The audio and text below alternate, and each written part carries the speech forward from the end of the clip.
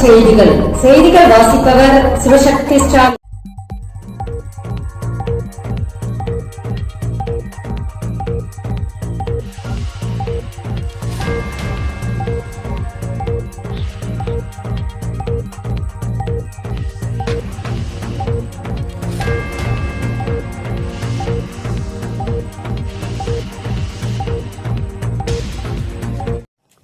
பள்ளிகளில் water bill திட்டம் அறிமுகமானது.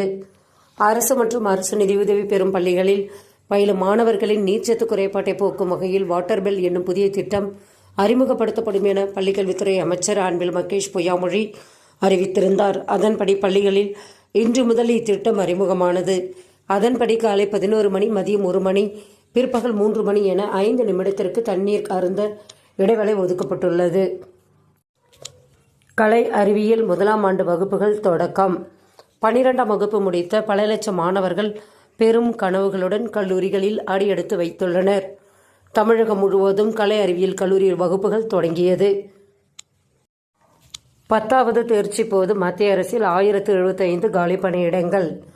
மத்திய அரசு துறைகளில் காலியாக உள்ள 1075 MTS ஹவால்தார் பணியிடங்களை நிரப்ப அறிவிப்பு வெளியாகி உள்ளன. 18 வயது முதல் 27 வயதுடைய 10ஆம் வகுப்பு தேர்ச்சி பெற்றவர்கள் இதற்கு விண்ணப்பிக்கலாம். மேலும் விவரங்களுக்கு www.centralgovernment.com என்ற இணையதளத்தை பார்க்கலாம். ரயில்வேயில் 6180 டெக்னீஷியன் பணியிடங்கள்.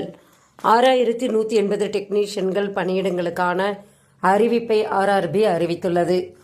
ITI டிப்ளமோ டிகிரி முடித்த 18 வயது முதல் 33 வயதுக்குட்பட்டவர்கள் விண்ணப்பிக்கலாம். மேலும் விவரங்களுக்கு www.rrb.com என்ற இணையதளத்தை பார்க்கலாம். விண்வெளியில்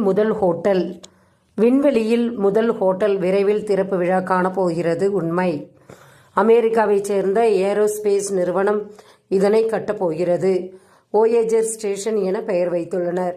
செயற்கை புவி ஈர்ப்பு விசைக்காக ராட்சத சக்கரம் போல் இந்த ஹோட்டல் உள்ளது. வழக்கமான ஸ்டார் ஹோட்டல்களைப் போல மது, விடுதி, உணவகம் என சகல வசதிகளுடன் 2027 பயன்பாட்டுக்கு வரும் என எதிர்பார்க்கப்படுகிறது. செய்திகள் நிறைவடைந்தன. வணக்கம்.